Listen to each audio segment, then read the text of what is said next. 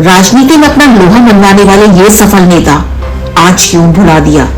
देखिए हमारा प्रोग्राम हर सोमवार रात 8:30 बजे हमारे चैनल आई ऑफ ट्रुथ पर। जेपी यानी जयप्रकाश नारायण का नाम भारतीय राजनीति में एक बड़े कद्दावर नेता होने के साथ बड़े आदर के साथ लिया जाता रहा है। जो लोग जेपी और जेपी मूवमेंट से परिचित हैं, उनको कुछ भी याद दिलाने की जरूरत नहीं है, क्योंकि उन्होंने जेपी का युग, जेपी का काम, जेपी का करिश्मा देखा है। पर लगता है धीरे धीरे नई राजनीति, नई सोच, नई पीढ़ी के लोगों में हमारे बीच नहीं रहे जेपी का काम कहीं खो सा रहा है।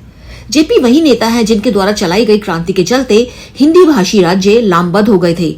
नतीजन 70 के दशक की सबसे ताकतवर प्रधानमंत्री इंदिरा गांधी की सरकार को जाना पड़ा था और केंद्र में पहली बार जनता पार्टी के रूप में संयुक्त विपक्ष की सरकार बनी थी। आजादी के बाद से लगातार सत्ता में रहने वाली कांग्रेस को एक कड़ी चुनौती देने वाले जेपी पहले राजनीतिज्ञ माने जाते हैं। भारतीय राजनीति में जेपी का स्थान इसलिए भी महात्मा गांधी की तरह सबसे अलग माना जाता है क्योंकि उनकी संपूर्ण क्रांति के नारे के पीछे सत्ता का लालच एकदम नहीं था। जेपी आंदोलन ने जॉर्ज फर्नांडिस से लेकर लालू यादव, शरद यादव, नीतीश कुमार, सुशील मोदी और रामविलास पासवान जैसे अनेक नेता पैदा किए, जिन्होंने जेपी की समाजवादी विचारधारा को आगे बढ़ाने की बजाय सत्ता हासिल करने का जरिया बनाया। इनमें से ज्यादातर बाद में या तो भाजपा में शामिल हो गए या फिर अलग दल बनाकर भाजपा और कांग्रेस दोनों सरकारों में मंत्री रहे। इनमें मधु दनबटे और सुरेंद्र मोहन, जिन्होंने अपनी विचारधारा से कभी समझौता नहीं किया। जनता पार्टी के गठन के शुरुआती दौर में यह शर्त रखी गई थी कि जनता पार्टी का कोई भी घटक दल दोहरी सदस्यता नहीं रखेगा। भाजपा ने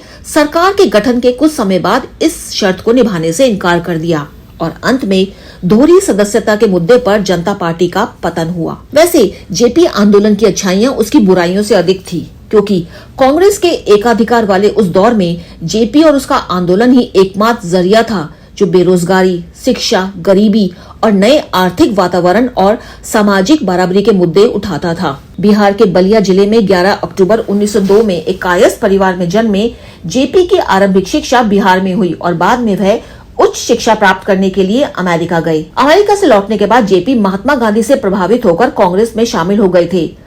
अंग्रेजों का विरोध करने के कारण जेपी जेल भी गए थे। कारावास से लौटने के बाद जेपी ने कांग्रेस सोशलिस्ट पार्टी का गठन किया और 1974 तक उनकी समाजवादी विचारधारा का प्रसार देश भर में हो गया था, जिसके कारण उनको संपूर्ण क्रांति छेड़ने का विचार आया था। तत्कालीन प्रधानमंत्री इंदिरा गांधी द्वारा 70 के दशक में आपातकाल लगाए जाने के पीछे जेपी ही कारण थे। इंदिरा गांधी उस दौरान जेपी आंदोलन को मिल रहे समर्थन से घबरा गई थी। जेपी आंदोलन के शिखर पर होने के बीच में ही जेपी चल बसे थे। उनके बाद उनके चेलों ने जो राजनीति की या कुछ अभी तक कर रहे हैं, उसे जेपी की विचारधारा से दूर दूर तक कोई लेना देना नहीं है। इंदिरा गांधी और जेपी के परस्पर संबंध काफी अच्छे थे। माना जाता है शायद इंदिरा गांधी भी मार्क्सवाद और गांधीवाद विचारधारा समर्थक जेपी का बहुत सम्मान करती थी। जेपी की बीमारी के दौरान श्रीमती गांधी ने बार बार उन्हें मदद की पेशकश की थी, जिसे जेपी ने हमेशा ठुकरा दिया था।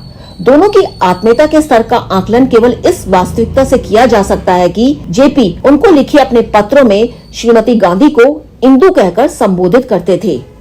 कुशाल जीना के साथ अनुजन रोहतगी, आई ऑफ ट्रुथ। हमारे चैनल आई ऑफ ट्रुथ को सब्सक्राइब कीजिए यूट्यूब पर, इसे फॉलो कीजिए फेसबुक पर, इंस्टाग्राम पर, ट्विटर पर और कू पर। हमारे चैनल के बारे में फीडबैक देने के लिए हमें मेल कीजिए ioftruth.6@gmail.com पर।